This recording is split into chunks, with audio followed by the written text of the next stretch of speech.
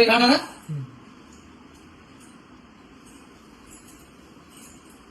నన్ను ఎంతగానో ఆదరించిన ప్రేక్షక దేవుళ్ళకి thank you so much. And అలాగే క్షమించండి, నిజంగా ఆ క్షణంలో నాకైతే నిజంగా ఆ క్షణం కాదు, దానికంటే ముందు నుంచి కూడా నేను చాలా ఆలోచించిన.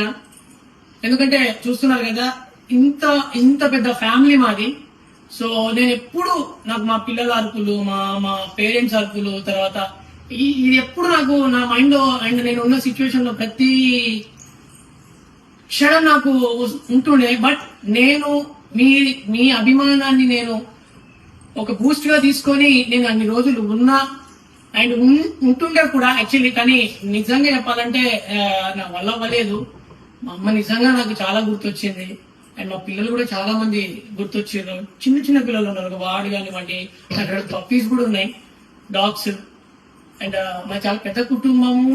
నేను ఈ వాతావరణంలో పెరిగినా కాబట్టి నాకు నిజంగా అక్కడ వాతావరణం సెట్ అవ్వలేదు.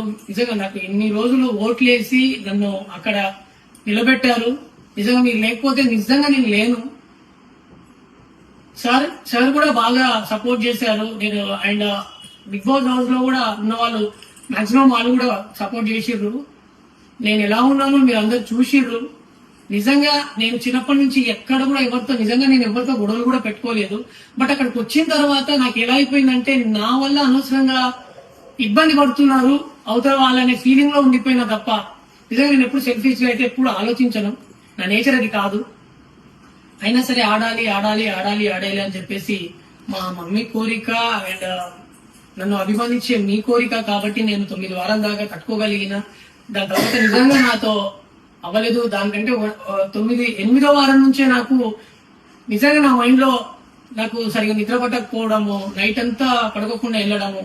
మీకు తనుజక్క కూడా చెప్పింది, అండ్ అక్కడ ఉన్న వాళ్ళు ఇమాన్యుల్ అన్నా కానివ్వండి, చాలా మంది కూడా చెప్పారు, ఎందుకు అలా లేచి కూర్చుంటున్నావు, ఎందుకు పడుకోవట్లేదు. ఇదంతా జరిగింది. తర్వాత నేను బిగ్ బాస్ టీం వాళ్ళకి కెమెరాస్ దగ్గర కూడా చెప్పుకుంటూ వచ్చా, నాకు వెళ్ళాలనిపిస్తుంది, మా అమ్మ చాలా గుర్తొస్తుంది అది అని చెప్పేసి చెప్పగానే అది బయటికి అయితే రిలీజ్ అవ్వలేదంటే నేను అడిగాను, అది కట్ అయినట్టుంది, మరి తెలీదు అది కూడా. కానీ నాకు ఇంత మంచి అవకాశం ఇచ్చిన బిగ్ బాస్ టీం అందరికీ కూడా నేను హృదయపూర్వక థ్యాంక్ యూ చెప్తున్నా. ఎందుకంటే నా పాదాభివందనాలు. ఎందుకంటే 100కో కోటికో ఒక్కళ్ళకి వస్తుంది ఆ అవకాశం అంత మందిలో. నిజంగా నేను ఆ విషయంలో కూడా చాలా బాధపడుతున్నా.